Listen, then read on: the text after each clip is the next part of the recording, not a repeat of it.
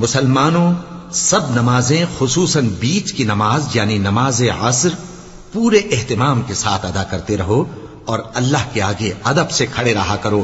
پھر اگر تم خوف کی حالت میں ہو تو پیادے یا سوار جس حال میں ہو نماز پڑھ لو. پھر جب امن و اطمینان ہو جائے تو جس طریق سے اللہ نے تم کو سکھایا ہے جو تم پہلے نہیں جانتے تھے اللہ کو یاد کرو. اور جو لوگ تم میں سے مر جائیں اور عورتیں چھوڑ جائیں وہ اپنی عورتوں کے حق میں وصیت کر جائیں کہ ان کو 1 سال تک خرچ دیا جائے اور گھر سے نہ نکالے جائیں.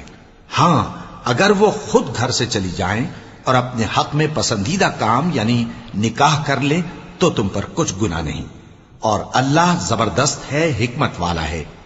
اور مطلقہ عورتوں کو بھی دستور کے مطابق نان و نفقہ دینا چاہیے. پرہیزگاروں پر یہ بھی حق ہے. اسی طرح اللہ اپنے احکام تمہارے لیے بیان فرماتا ہے تاکہ بھلا تم نے ان لوگوں کو نہیں دیکھا جو شمار میں ہزاروں ہی تھے اور موت کے ڈر سے اپنے گھروں سے نکل بھاگے تھے؟ تو اللہ نے ان کو حکم دیا کہ مر جاؤ، پھر ان کو زندہ بھی کر دیا. کچھ شک نہیں کہ اللہ لوگوں پر مہربانی رکھتا ہے، لیکن اکثر لوگ شکر نہیں کرتے. اور مسلمانوں، اللہ کی راہ میں جہاد کرو اور جان رکھو کہ اللہ سب کچھ سنتا ہے، سب کچھ جانتا ہے. کون ہے کہ اللہ کو قرض حسنہ دے کہ وہ اس کے بدلے اس کو کئی گنا زیادہ دے گا؟ اور اللہ ہی روزی کو تنگ کرتا اور وہی اسے کشادہ کرتا ہے، اور تم اسی کی طرف لوٹ کر جاؤ گے.